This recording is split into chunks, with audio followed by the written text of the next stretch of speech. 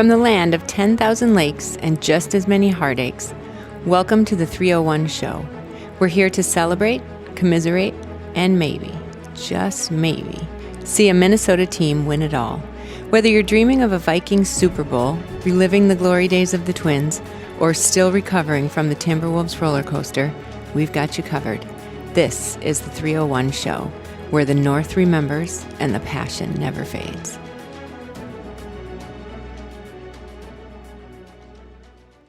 Yes, welcome in to episode 30 of the 301 Show. We've got some great episode here on the docket today. We've got some JJ McCarthy doubters still making their voices heard. We've got the Wild at some contract impasses here, so that's their big news there. And then we've got the Lynx again continuing to just kick ass in the WNBA. Plus the Twins are somehow getting worse, if that's somehow possible. But we get into all of that, plus more here on episode 30 of the 301 Show. All right, let's start here with the Wolves' Den. So I have a couple of things to go over for both teams. Again, we'll start with the Lynx since they're actually playing games that matter. The Lynx are now 21-4 on the season. They are, again, continue to be the number one team in the WNBA, which, again, makes them the number one team in the Western Conference. Points for per game are 84.9, which is second. They're first in field goal percentage, third in both field goal percentage from beyond the arc. They are third. They're third in free throw percentage as well. Rebounds for per game at 34.0, which is eighth in the WNBA. Defensively, they are blocking 5.3 times per game, which is number one. The turnover differential continues to be the biggest issue with this team. They're now down to minus 2.5. They were at minus 2.2 last week. That is 11th in the WNBA.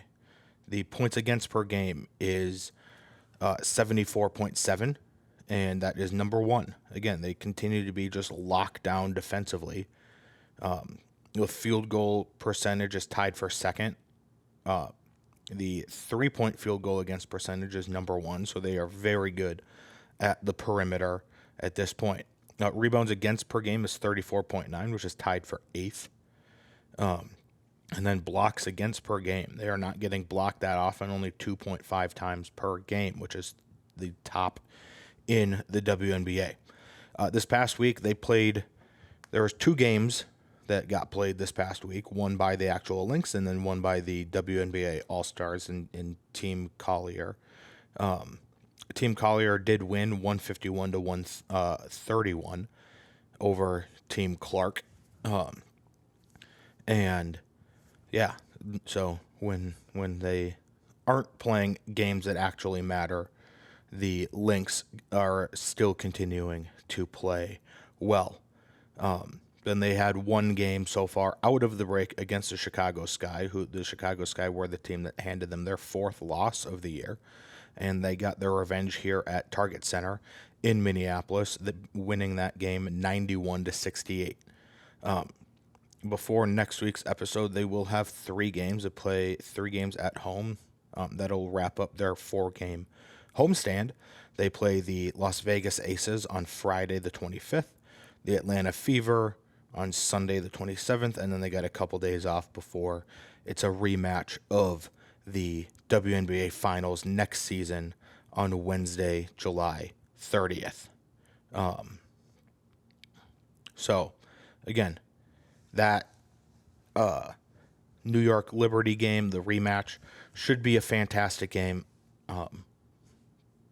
It is on ESPN, I believe. So tune into that one. If you're going to tune into any WNBA games, the rematch of the finals from the past year is always one to tune into. As for the Timberwolves, they don't advance in the Summer League this year, so they are done. I do think it's not great how it's formatted, because the Wolves went 4-0 and they didn't advance in the summer league. I think what it should be is you get a minimum of 4. It's like what they should do is like golf.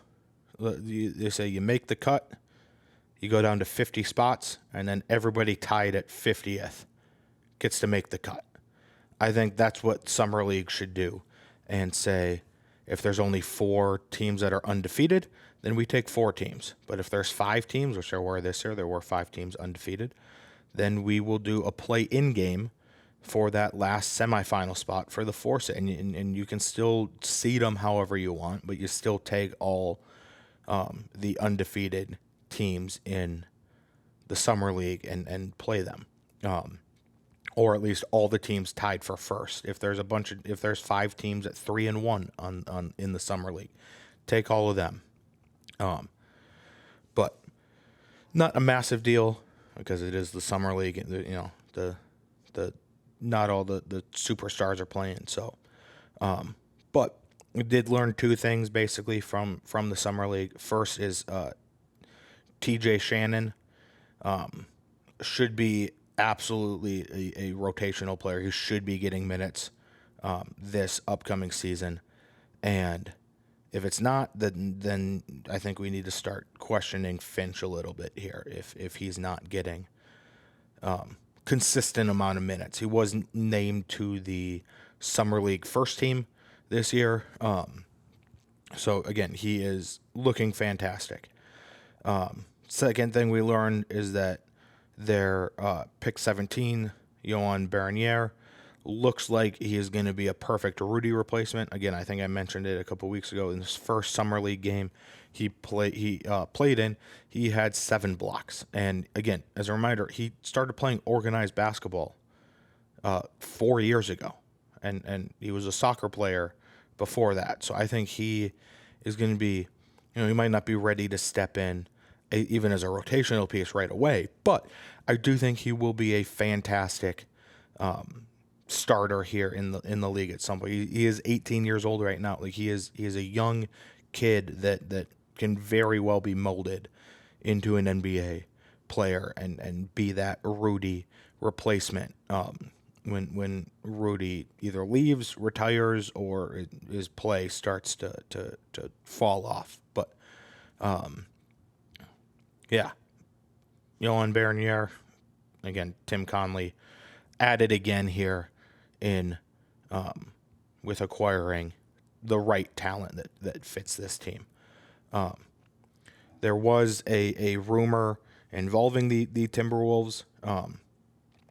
NBA insider Brett Siegel said, quote, Los Angeles, meaning the Lakers, not the Clippers, Los Angeles also reached out to the Minnesota Timberwolves about Dante DiVincenzo's availability, but the Wolves are not interested at all. So it sounds like Dante DiVincenzo was going to be traded for Kevin Durant or not be traded at all. It sounds like Kevin Durant was the only player that the Wolves were willing to trade Dante, or to trade for Dante as a part of that deal. So again, there's another guy where, especially with not being here anymore, it sounds like Dante DiVincenzo will be getting a lot more minutes this upcoming season, and it'll be a lot more of the younger guys getting more minutes here. So as for predictions, we had 2 come off the board. The Wolves Den was the only segment where we had any come off the board.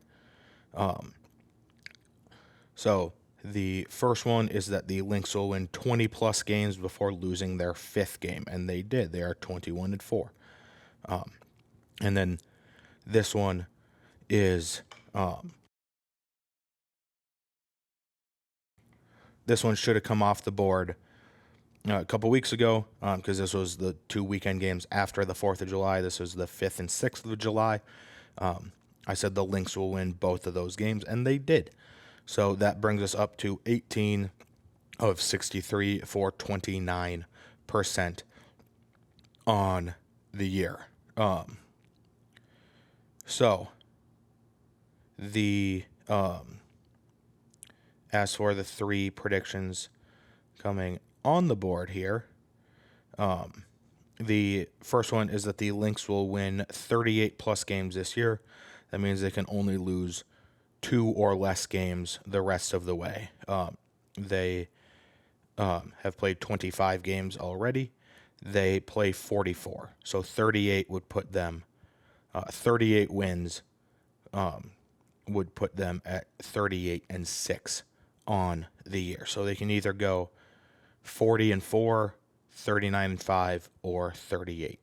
So I'm basically saying they will have 3 possible records here. So this is definitely an outlier, because I also looked it up. If they after 44 games, if you take their current winning percentage, that means they're only going to win 37 games. So this is 1 game better than their projected win total at this point in the year. Second prediction is that Anthony Edwards will have his first career triple-double this season. And then the third and final prediction is that the Wolves will have a top 3 seed in the Western Conference. They'll be back to gelling as a team, and they'll get a top 3 seed. All right, moving on now to the Nordic Report. We've got some training camp updates here, and then we've got a Jordan Addison legal issue update as well. And then got the Colin Cowherd quote on JJ McCarthy, plus some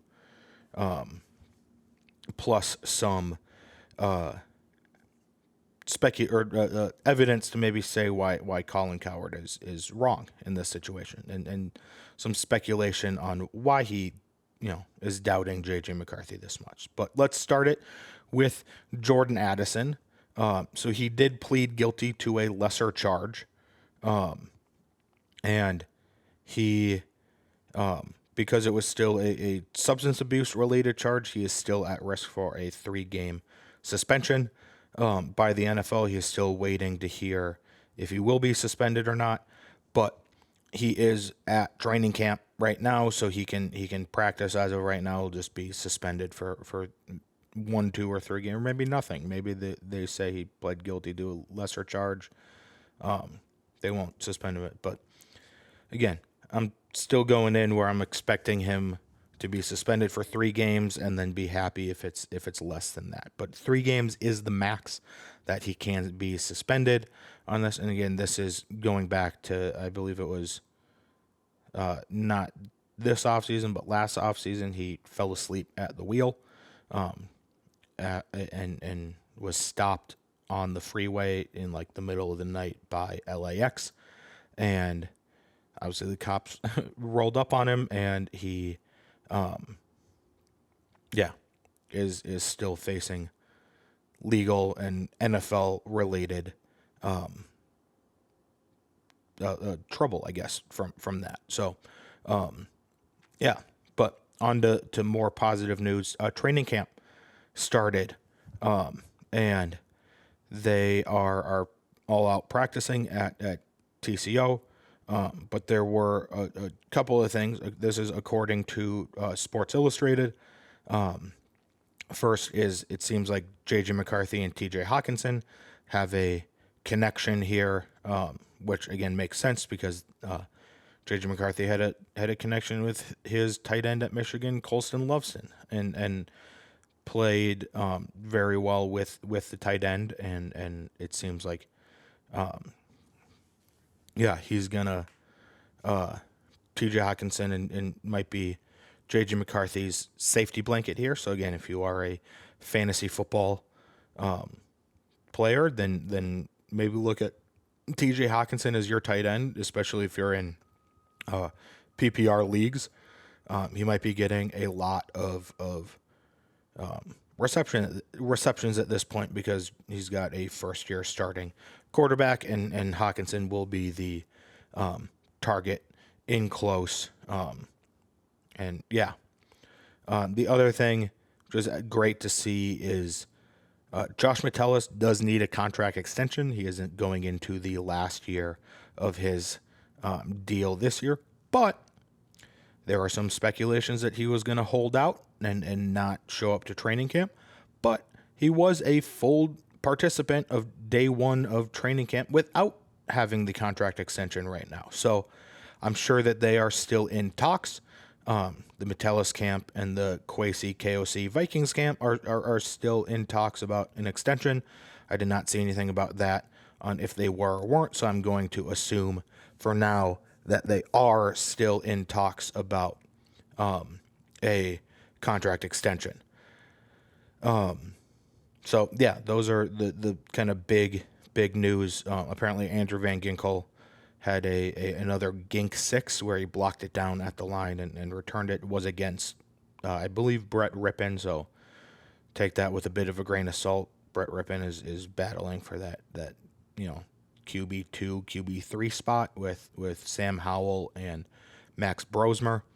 So again, I'm not putting too much stock into that. Again, we know he can do it against, Daniel Jones and Aaron Rodgers, who are actual NFL quarterbacks. So good to know at least that that's still in his repertoire from last season, even if it is against the Vikings' second or third string quarterback.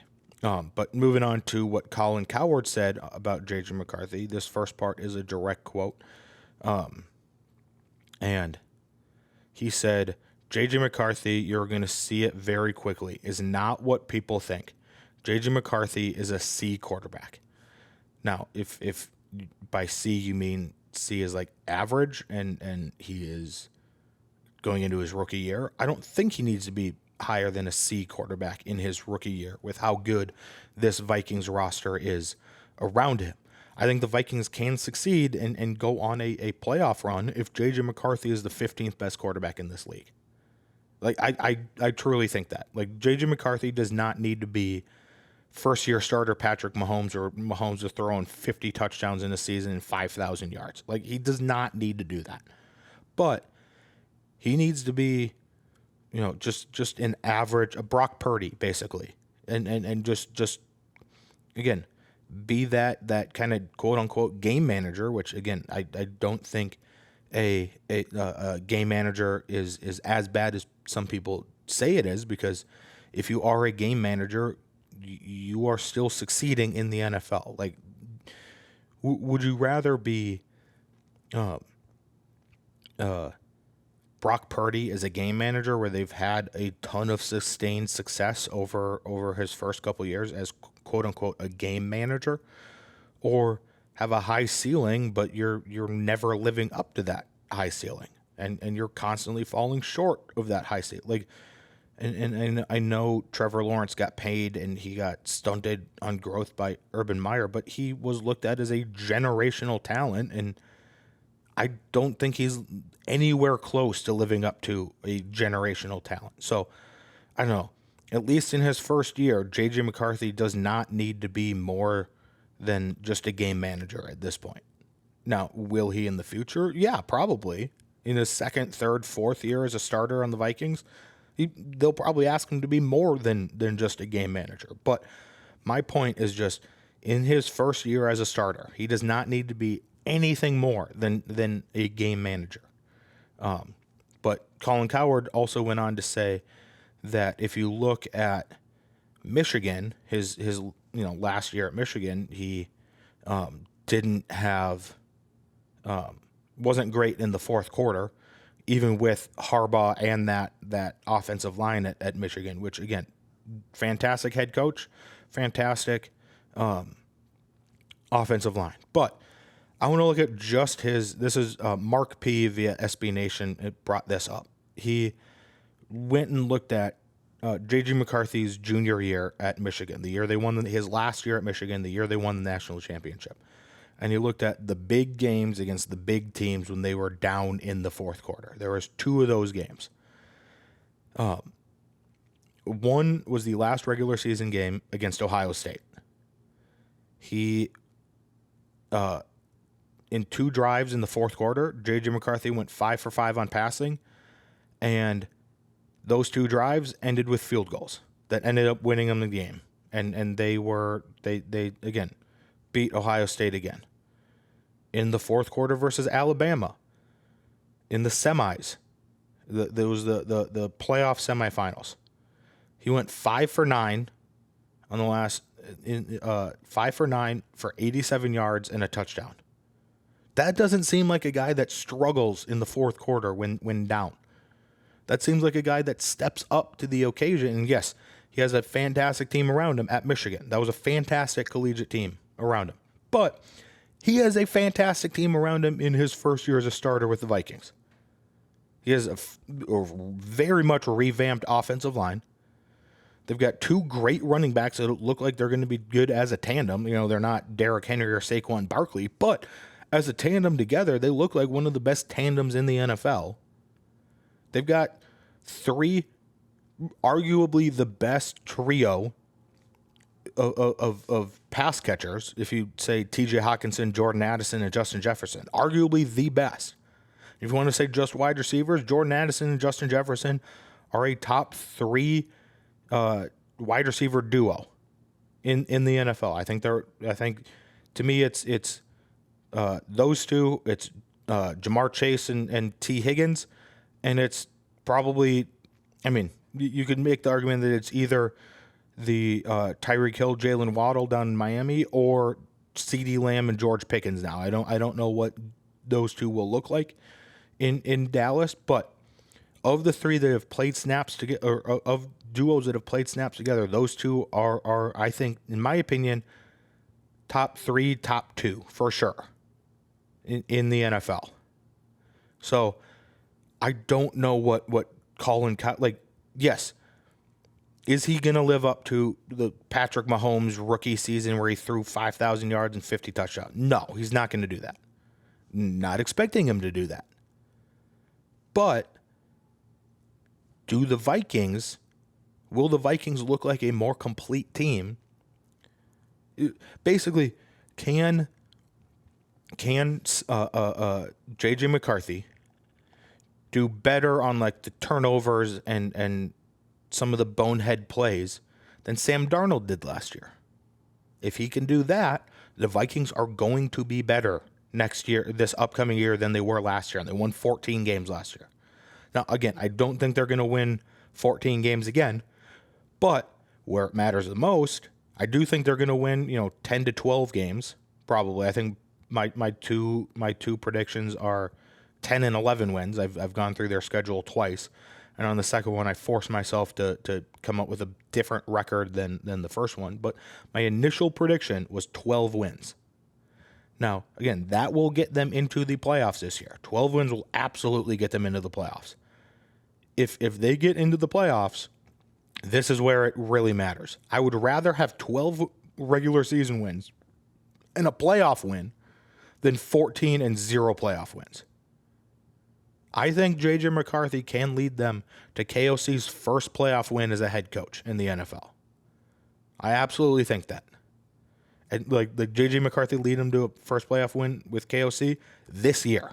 Like this year. Like obviously, I think J.J. McCarthy could do it at some point in his career. That's almost a given at this point. But I think he could do it this year. Win a playoff game this year. Give KOC his first playoff win of his career. I think there's things to talk about if they don't do that. If they don't win their first playoff game in the KOC Kwesi tenure. I think we need to look at KOC as the head coach. Like, and I'm not saying fire him immediately, but if you are, lose in the playoffs this year, if you make the playoffs and lose this year, and again, barring, this is also assuming, all of this is also assuming no major injuries. If half your offensive line, over half your starting offensive line is hurt, Jefferson, again, knock on wood, Jefferson goes down, Hawkinson goes down, and then, the edge rushers, a couple of the edge rushers go down on defense. Like, basically, don't be the 49ers from last year, where they had half their team hurt. If you don't do that, then this team is going to win 10 to 12 games almost assuredly. in my opinion. Like they will win 10 to 12 games. So I personally don't see eye to eye on this one with Colin Cowherd on JJ McCarthy. But again, at the same time, there are some people out there that are like, he's gonna put up the 50 touchdowns that Mahomes did. I don't see him doing that either. Like, I think we can have a realistic conversation about JJ McCarthy being somewhere in between, like a Sam Darnold in his first couple years and Patrick Mahomes' first year as a starter. I think he's going to be, closer to Pat Mahomes, but more in the middle of that scale. So, yeah. As for moving on now to predictions, didn't have any come off the board for the Nordic Report. So that I didn't make a graphic for the off the boards for the ones that didn't have any come off the board today. So that percentage is still at 36%. As for the three going on the board, JJ McCarthy, first one, JJ McCarthy puts up more passing yards than Jaden Daniels does this year. I realized I misspelled. I put that instead of than. But JJ McCarthy puts up more passing yards than Jaden Daniels does in the 25 season. I'm not comparing last year Jaden Daniels. I'm comparing this year Jaden Daniels to this year JJ McCarthy. Then JJ McCarthy puts up more passing yards and touchdowns than Sam Darnold does this year. Again, I have one about JJ McCarthy and passing yards comparing him to last year Sam Darnold. I'm talking about Sam Darnold on the Seahawks this season. And then the Vikings will sweep either or the Packers or the Lions. So one of the two other, at least one of the two other like good teams in the NFC North, the Vikings are going to sweep them. All right, now on to the Rinkside Rundown. We'll start with the Frost because there's just not as much news about them. The Frost signed Marlene Bossoin and signed her to a 1-year deal for a standard player agreement. She will likely be the third string goalie behind Maddie Rooney and Nicole Hensley this year. So yeah, that is the news out of the Frost. Over on the Wild side, there is 2 contract extensions or contracts that are really apparently not that close, and are a little bit worrisome at this point. The first one, we'll start with the one we've talked about, more before. So first one is the Marco Rossi contract negotiations. Michael Russo reported on the DFO Rundown podcast and said, quote, a major difference in opinion on his value from Marco's side versus what the Wild feel he's worth. Right now, they're in total shutdown mode. I don't think they've had a conversation in 3 or 4 weeks. They were, I think, playing a game of chicken to see if he can sign an offer sheet.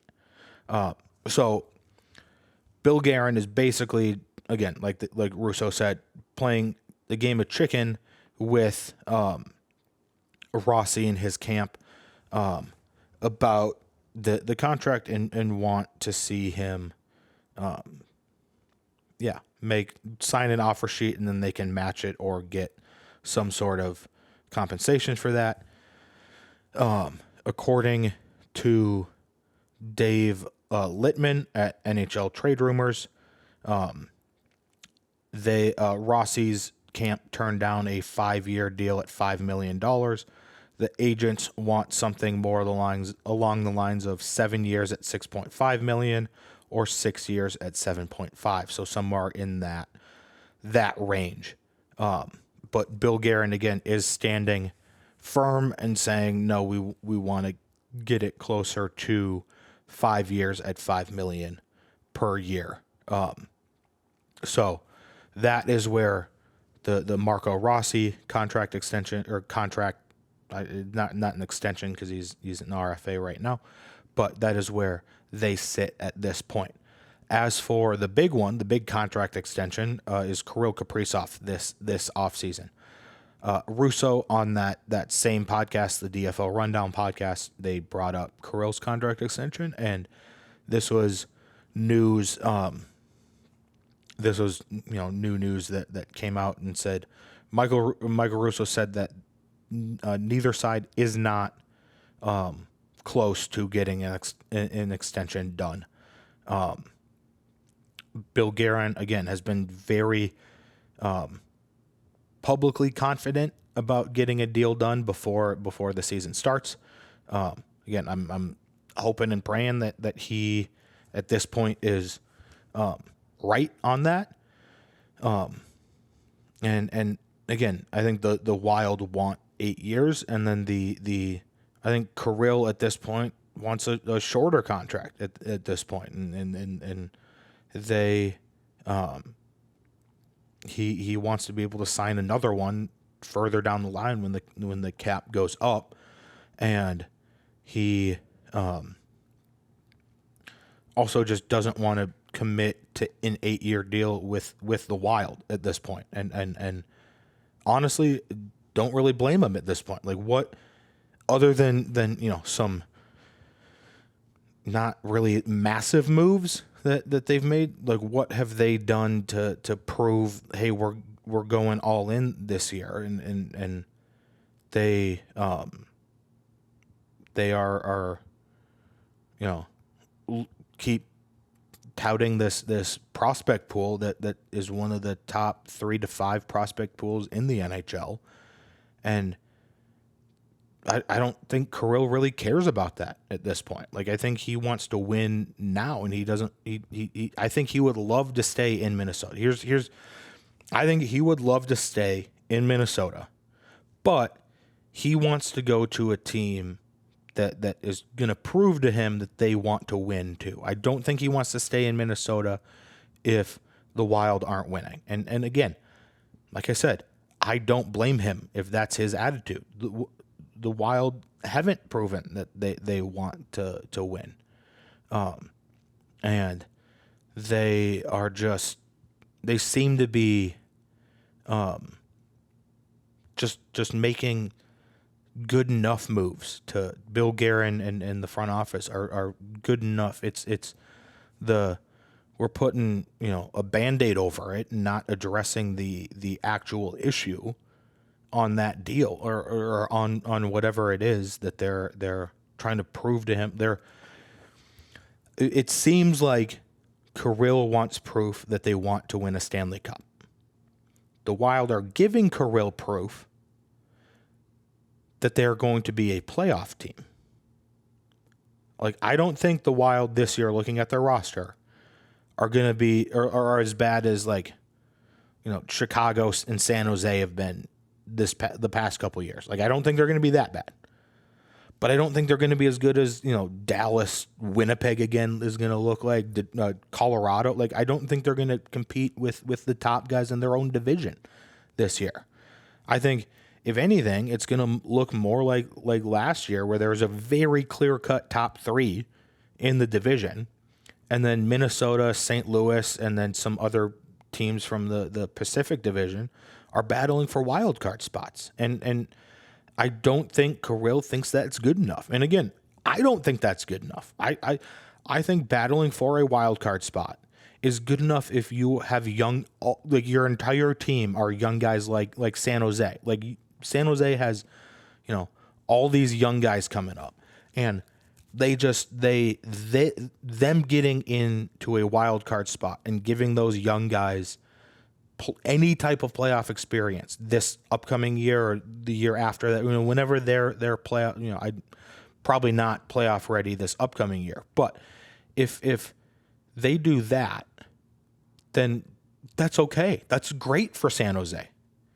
But the Wild are aiming for the same, playoff position, but their superstar, one team's superstar is 20 years old and on his rookie contract. The other one is 28 years old and in his prime.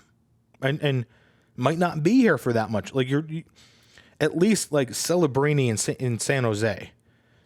The San Jose can say, hey, we're nowhere near competing for a Stanley Cup right now. Very clearly not. Might not even be close to competing for the playoffs. But they can at least say, we are putting the foundation in, the core in right now with Misa and Will Smith. And they've got all these young guys that they're drafting and acquiring, and all these picks they're acquiring too, that they can say, hey, here's a very clear path on how we take that next step to be an actual contender. You guys need to make that next step, obviously. Like, you guys still need to put in your work and start to do better. But we've got a bunch of young guys that if you guys do take that next step, you'll be able to as a team, take that next step. The Wild have those young guys, but all of their vets are on the wrong side of the age cliff at this point. And they're, still on the team. And do I think some of them are good players still? Absolutely. A lot of the vets still have roles on this team, but there are certain guys that I'm like, I don't know where you go from here with them. Like, they're after this year, Matt Zuccarello's contract is up after this year. And that might be another reason why Kirill doesn't want to sign an extension right now, is because he's best friends with Matt Zuccarello. And he knows, he can see the writing on the wall with Zuki, that Zuki looks like he might not be coming back next year, either retirement or going to a different team. And there's a small possibility he comes back, but I think Kirill wants that to be, like, he wants Zuki to be back before he re-signs. And I don't know where this team goes from here. This team, if Kirill, I'm going to say this now, if Kirill does not sign a contract extension before he hits free agency, and he goes and he hits free agency, and someone offers him, like the Rangers offer him a deal to pair him alongside his countryman Artemi Panarin, or someone signs him to a massive deal that the Wild could have given him, then at that point you got to tear it all down. Trade Foligno, trade Eriksson Ek, trade all of these guys that have some sort of value on the team that are over the age of 25. If Kirill does not come back, your Stanley Cup contending window is closed. Kirill needs to be on this team for that window to stay even slightly open. And again, I'm hoping that takes place this offseason, that Kirill comes back this offseason and he signs a longer deal, and they actually prove to him why he should stay too. That is the biggest part. So I don't know what they have shown him to make him want to stay in Minnesota. What they have tried to show him is that they are a playoff team. That is what they have shown him to this point. They're a playoff team, but not Stanley Cup contenders at this point. And yes, I know this offseason too, there was a ton of guys you thought were going to be free agents that just ended up returning to their original team. But that's still, you can still go out and make some sort of move that's not just Tarasenko. And I'm not ripping the Tarasenko move. I do think that was a pretty good move, but for that being your only big move, I question that. I question the front office on that. And I don't know what that plan is if that is your only big move on the year, in the offseason. And at this point, I don't know what else there is to be a move. There is no one to really go out and get at this point. So, yeah, there's my, I guess, rant of the week with the Wild this time. But I don't know. I thought Bill Guerin was a fantastic GM in his first couple years at the Wild, and now I'm putting question marks on it, and we'll see. Like, again, I don't think he's a bad GM. I'm just questioning more of the moves he's made recently. So, let's move on from that. Let's go over to the predictions. Again, like I said, we didn't have any come off the board for Rinkside Rundown. So Rinkside Rundown is still at 30% on the year. So, 30% for that. So we'll go 3 on the board here. First one is that Kirill Kaprizov signs an extension before Marco Rossi signs with the Wild. So whenever that is, if Rossi even signs with the Wild, he could, not sign, and then this is just up to Kirill whenever Kirill signs. But second one is Philip Gustafsson records a shutout before Jesper Wallstedt plays an NHL game this upcoming season. And then final prediction for Rinkside Rundown is that Matty Rooney records a shutout before Nicole Hensley does this season. All right, moving on to the final team segment of today's episode. The Twins are now 49-53. We've got just a week here until the trade deadline hits. It is the 31st of July is the trade deadline. The Twins sit in 4th place in the AL Central. They sit in 8th place in the wild card in the American League. As for the hitting rankings, they are 22nd in batting average at .241. On base is sitting at .312 and 20th. Slugging percentage, they're slugging a .401 at 15th place in the MLB. On base plus slugging is .713, which is 17th. Runs scored is .434 at 19th. Home runs, they are 11th, almost top 10 in home runs at 120. Walks is .302 at 22nd. Strikeouts is .847 at 14th fewest in the MLB. Stolen bases is 53rd at 25th in the MLB. Again, like I've said, they're just not really taking that extra base, whether it's stolen bases or going first to third on a single. Pitching and fielding rankings, the ERA is sitting at .417. That is 21st. The WHIP is 126, which is 1.26, which is tied for 14th. Strikeouts is tied for 12th with 866. Walks is at 265, which is still first in the MLB. They have led that category for fewest walks in the MLB for a while now. As for the fielding, they have 48 errors, which is tied for 11th. Fielding percentage is .986, which is tied for 13th. This past week, they had 6 games, 3 in Colorado and then 3 in LA. They returned home on Friday, but they lost both series. They went 2-4 over those 6 games. They lost 6-4 to Colorado. They were down in the first game. They were down 5-0 through 4 and 6-1 through 6. So that one was just really not a great start, and then they just could not claw their way entirely back from that one. Chris Paddock went 5, gave up 5. So yeah, he didn't pitch that well. Team didn't play that well until like the 8th inning, and then at that point it was just too little, too late. The next game they go up 3-0, and then Zebby Matthews gives up 5 earned runs in 4 innings pitched. They lose 10-6. They just never really got that game back. They had a handle on it at the beginning, and then someone just came by and socked them in the jaw. And then the final game of the series, they were able to salvage something here. Joe Ryan gave up 1 earned run in 7 innings pitched. The Twins won a 7-1 in the final game of the 3-game series in Denver. They go on to the Dodgers. They lose 5-2 in the first. Buxton did hit a leadoff home run. Again, a 5-2 loss is not too bad, especially when you're playing a team like the Dodgers.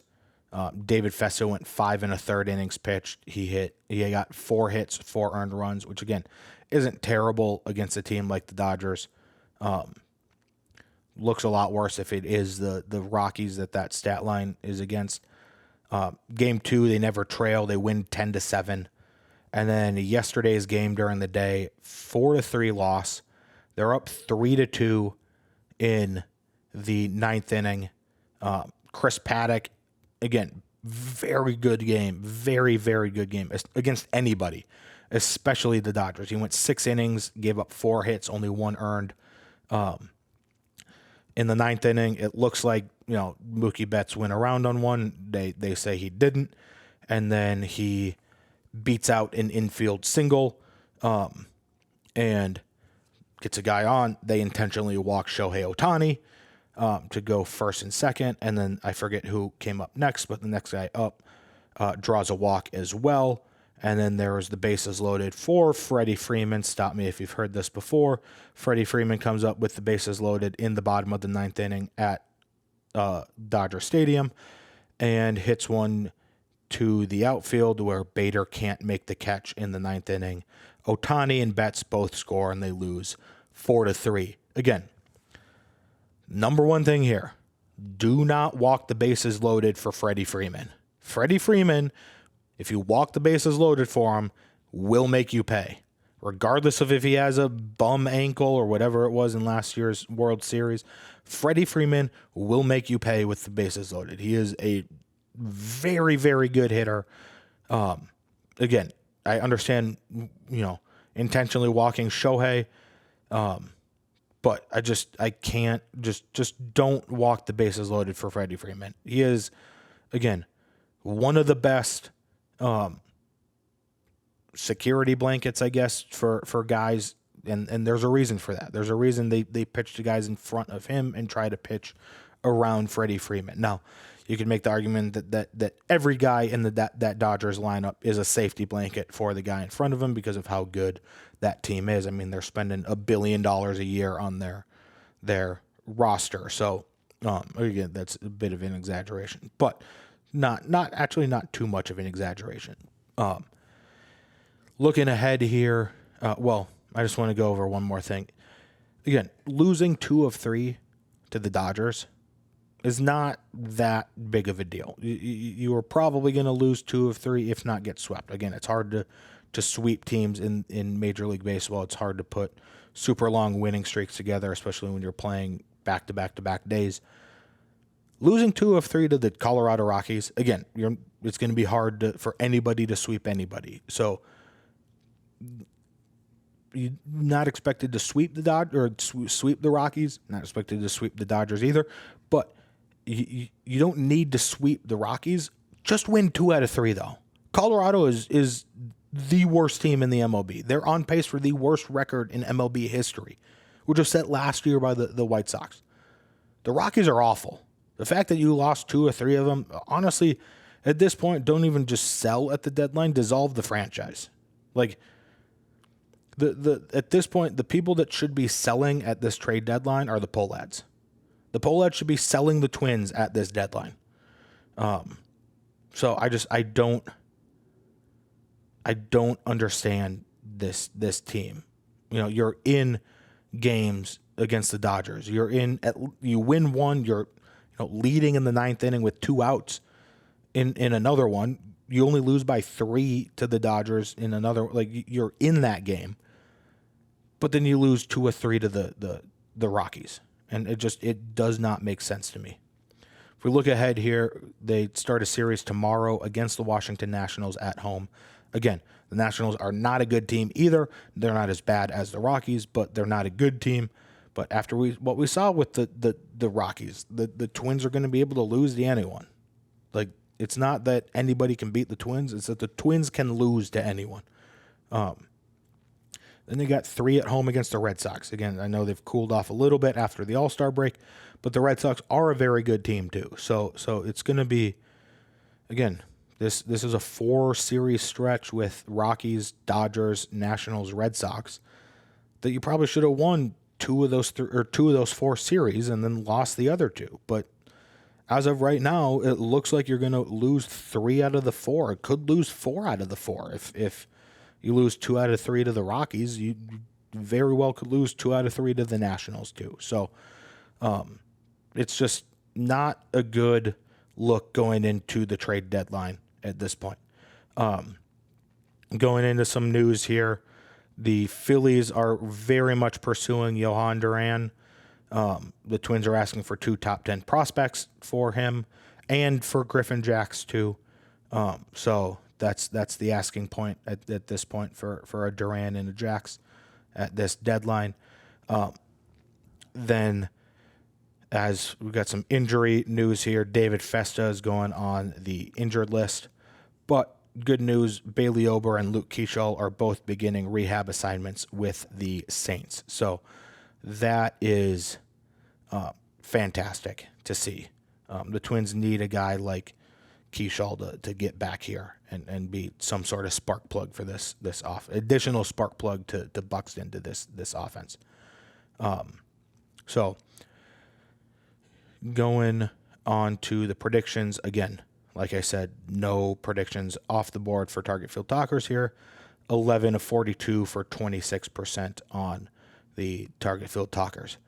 3 going on the board, though. First prediction is that the Twins go 500 or worse in the next 6 games against the Red Sox and the Nationals.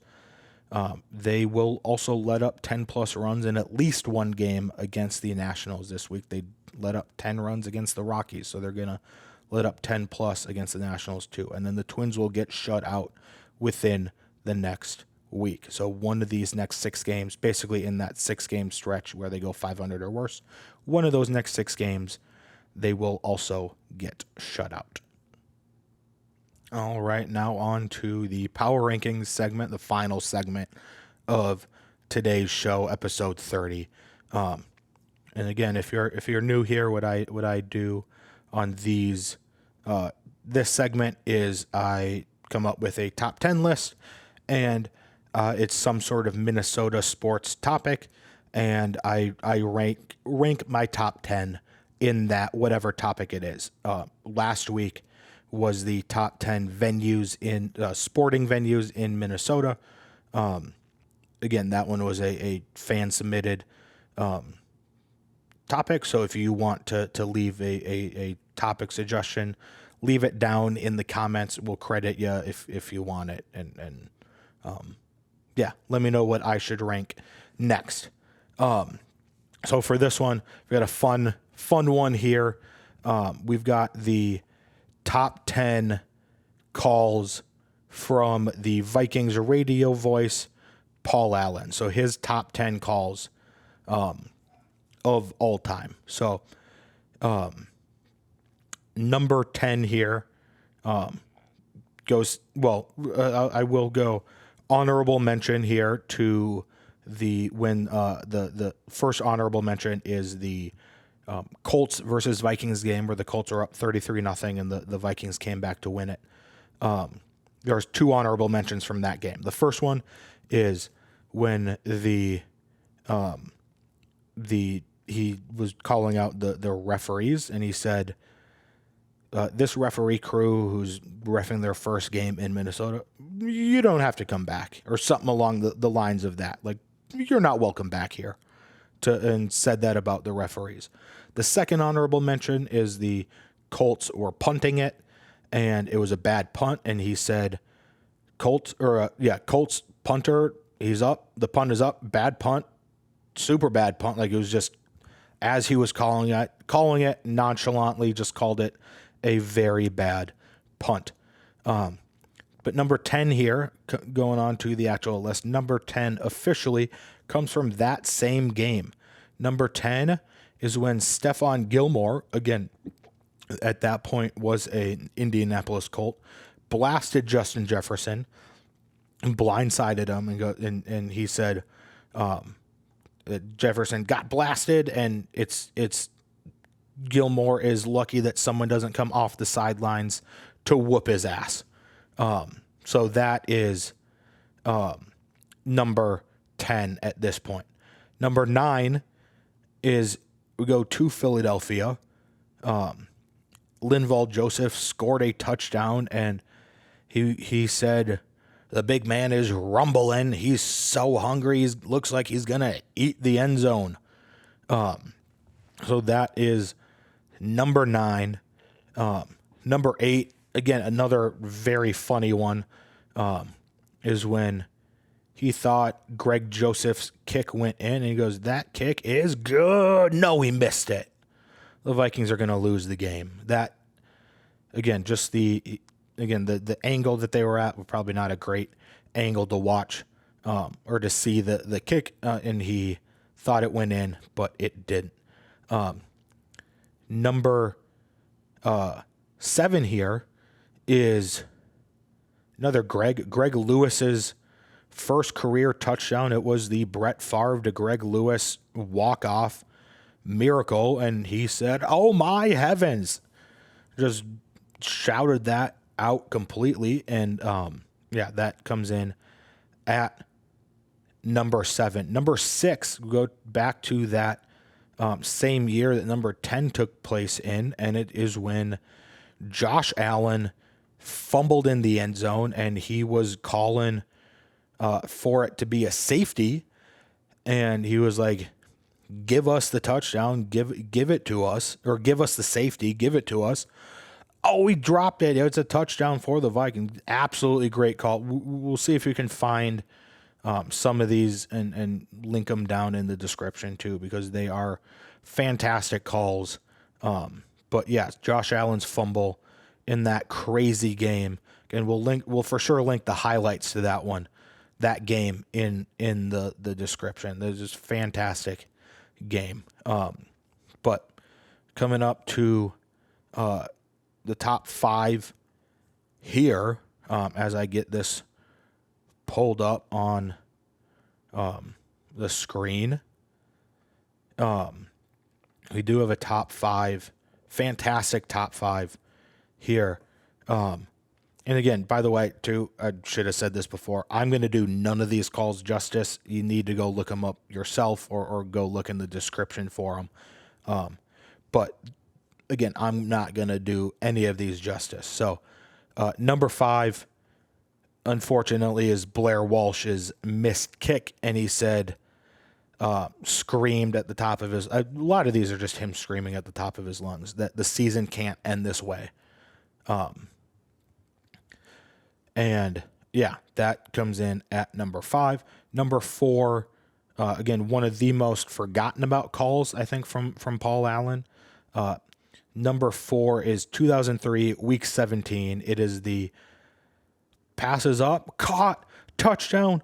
No, the Cards knocked the Vikings out of the playoffs, and he was just freaking out because a Hail Mary ended the Vikings 2003 season. Number 3 doesn't get tied to, this is the only one that's not tied to one singular moment. It is something that he says a lot, and this one could be a dual one in at a pairing at number 3. But I went with this one at number 3, and he's loose. Whenever a guy breaks off from a catch or a run, he'll say, "and he's loose," as he sprints in to the end zone. The other one I thought of there, again, this could be an honorable mention, but it's when the kickoff happens and he just shouts, "Boom!" and we're underway. There's another fantastic call of his. Number 2, again, another unfortunate one here. Unfortunate moment, but great call. It's the 2009 NFC Championship game. And again, we're going to go one specific moment, not just the entire game itself. Otherwise, number 10 would have been just that entire Colts comeback game would have been all in at number 10. But the specific moment, number 2, again, in my mind, it's his second most iconic call ever. It's the why do you even Brett Favre threw the interception across his body. He goes, "Why do you even ponder passing there? You can take a knee and attempt a 56-yard field goal. This is the Super Bowl. This isn't Detroit, man." Just Detroit catching an absolute stray in the NFC Championship game the year before they drafted, or the season before they, I think before, maybe it was after the season. It was one of either the season before or after Detroit drafted Matthew Stafford. And number 1, again, this one should be obvious. Last week's, the venue one, I thought was pretty obvious too. But number one has to be the Minneapolis Miracle. He dubbed the play the Minneapolis Miracle. Again, we'll link that one for sure down below. But that, again, Paul Allen's most iconic call is the Minneapolis Miracle. That brings us to the end of episode 30 of the 301 show. Again, thanks for watching this one. Please like the video, subscribe to the channel, comment down below too if you have anything else you want me to talk about, if you agree, disagree with anything. Again, comment all that down below. It really helps out the show and the channel if you do like, subscribe, and comment. But as for this one, episode 30 is over. Again, we will see you next time. Peace.